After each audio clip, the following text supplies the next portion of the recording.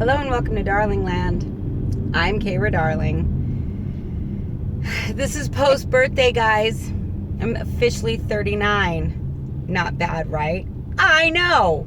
And that's after I've been driving all night. My Uber shift started at 11:30. It is now 8:20. And I've met some really cool people tonight and this morning. Like some really cool people. Like some pretty influential people, actually. It's people that were inspired by my story and can and will probably help me, so that's exciting. But okay, first thing I want to talk about though on the real, GPS. Okay, necessary evil. I couldn't navigate through LA without it, no kidding. But how come it's like, oh, by the way, turn left back there?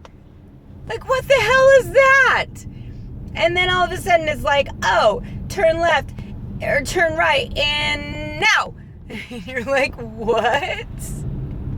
And then, okay, what's this whole exorcist thing that it does with the satellite? So it's been telling you for like 2 miles to go straight. You know you still have a mile to go. You pull up to a stoplight and all of a sudden the signal just starts turning its freaking head. I swear it's like vomiting green stuff and everything else, and it's like, turn left, turn right, make a U-turn. I'm not sure what you're supposed to do. And then the light turns green and you drive 10 feet. And it's like, oh, go straight for another mile. And you're like, I know. Why? Why does this happen? I just don't get it. I don't, like, okay.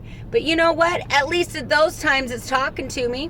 What about when neither me or the customer knows where we're going, and all of a sudden GPS signal lost?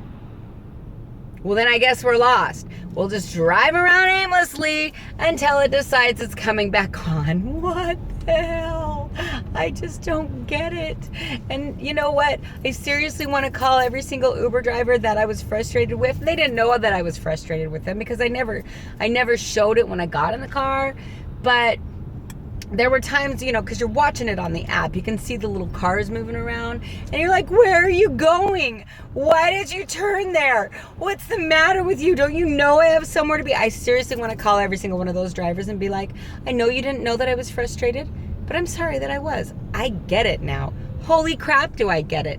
And then, okay, what about when they first get in the car and you hit the app and you know, you can choose to navigate it or not, so you choose to, and then all of a sudden everything turns off and you have to sit there and wait because you can't move because you haven't started the ride yet, and you're just like, oh my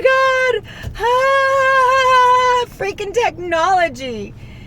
The more I come to understand it, the more I don't want to use it. Anyway, I love it. It's a necessary evil. I'm glad that I'm starting to understand it. You know what?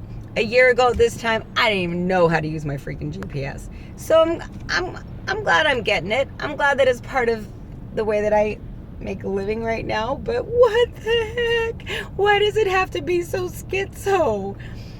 Okay, so second topic is self-love. I just had a customer that, you know, does some really cool courses, and we were talking about, you know, self-destructive behavior and coping mechanisms, and positive coping mechanisms, and negative coping mechanisms. And you know,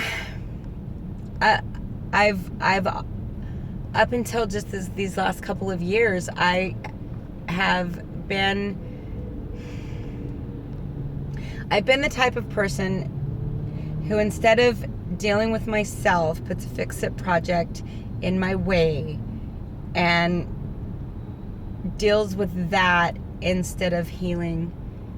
And I finally have come to a point where I'm healing because I'm putting me first, and all of the love that I